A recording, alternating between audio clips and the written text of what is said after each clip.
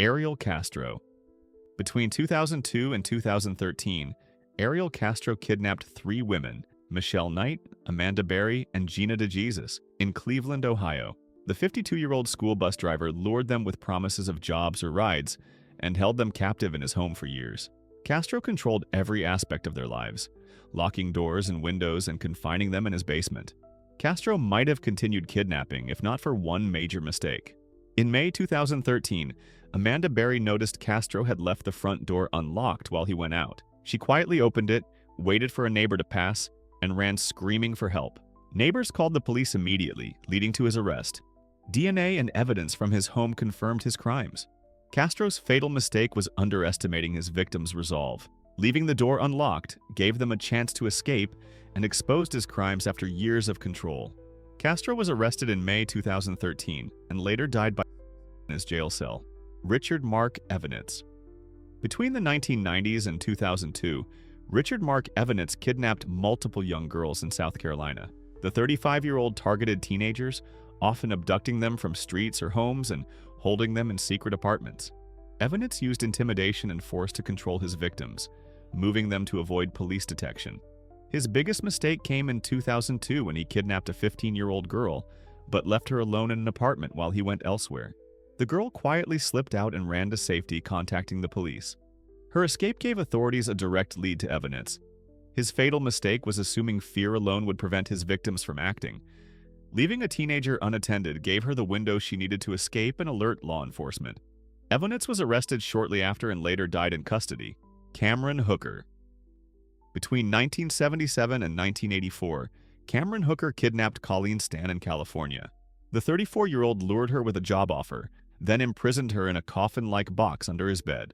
Hooker manipulated her psychologically to maintain control for 7 years. He occasionally allowed her to leave the house, believing she would not seek help. Hooker's major mistake came in 1984 when Colleen noticed he was away from the house. She left quietly, went to a nearby store, and asked the clerk to call the police. Her careful observation of Hooker's habits and patience allowed her to escape safely.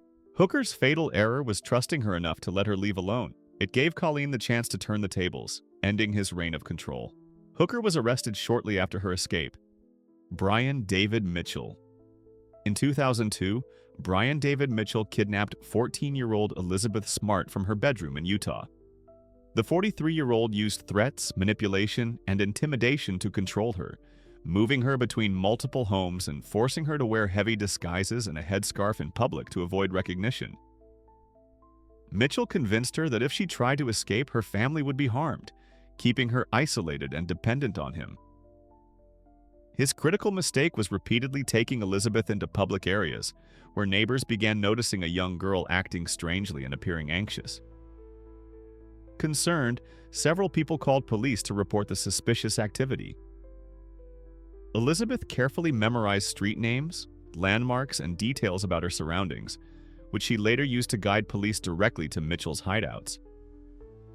His overconfidence, believing disguises, constant movement, and intimidation would protect him, ultimately led to his capture. Mitchell was arrested shortly after and later sentenced to life in prison. Michael Devlin.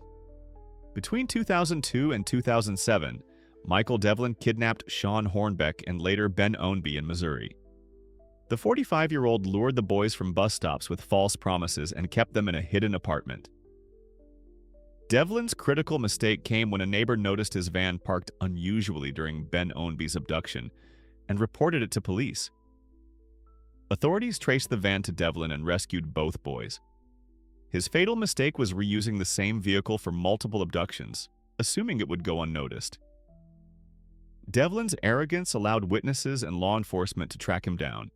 He was arrested and sentenced to multiple life sentences. Jesse Leroy Matthew Jr. In 2014, Jesse Leroy Matthew Jr. kidnapped University of Virginia student Hannah Graham from a bar in Virginia. The 32-year-old supplied her alcohol to lower her defenses and took her to a secluded location. Matthew underestimated surveillance and public witnesses. Security cameras recorded his movements, and eyewitnesses confirmed his identity. Matthew's critical mistake was exposing himself repeatedly in monitored areas, thinking isolation would protect him. Authorities used this evidence to locate and arrest him. He was sentenced to life in prison. Kenneth Parnell. Between 1972 and 1980, Kenneth Parnell kidnapped 7-year-old Stephen Stainer in California. Parnell held Stephen captive for 7 years, controlling him through psychological manipulation. Later, Parnell kidnapped a second boy. Stephen observed Parnell's habits and waited for a moment when he was distracted, helping the second boy escape and reporting Parnell to authorities. Parnell's fatal mistake was abducting a second child, underestimating the motivation this gave Stephen to act. His overconfidence directly led to his capture. Parnell was arrested and later imprisoned. Phillip Garrido. In 1991, Phillip Garrido kidnapped 11-year-old J.C. Lee Dugard in South Lake Tahoe, California. With the help of his wife, he forced her into a car while she was walking to school and kept her hidden in a series of tents and sheds in his backyard for 18 years. Garrido controlled her through threats, isolation, and psychological manipulation. His critical mistake came in 2009 when he brought J.C., disguised and presenting herself under a false name, and her 2 daughters to a meeting at the University of California, Berkeley.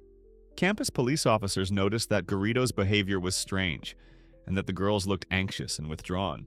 Suspicious, they ran background checks and contacted authorities. This chain of events led to J.C.'s true identity being revealed. Garrido's arrogance in thinking he could move freely in public without being caught was what finally ended nearly 2 decades of captivity. He was arrested and later sentenced to 431 years in prison. Joseph Edward Duncan III.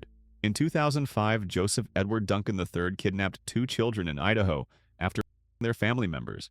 He moved them to an isolated location, believing secrecy would protect him. One day, he brought a child to a restaurant. A customer noticed the child's distress and called 911. Police traced Duncan and arrested him. His critical mistake was exposing a victim to a public space, assuming no one would notice. His miscalculation gave authorities the evidence they needed for capture. Duncan was later sentenced to Devon McWills.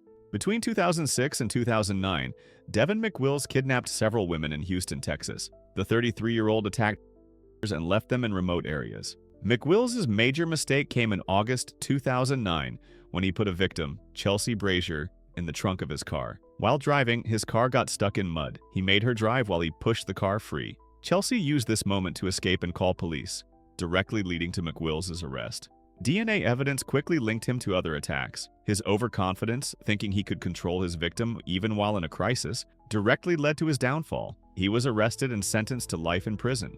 If you thought these kidnappers were careless, just wait. The real world can be even stranger than fiction. Every single one of these cases shows how one small mistake can bring a criminal's empire crashing down. If you enjoyed this deep dive into the craziest mistakes that got kidnappers caught, make sure to hit that like button, subscribe, and turn on notifications. We're just getting started uncovering the shocking stories behind true crime.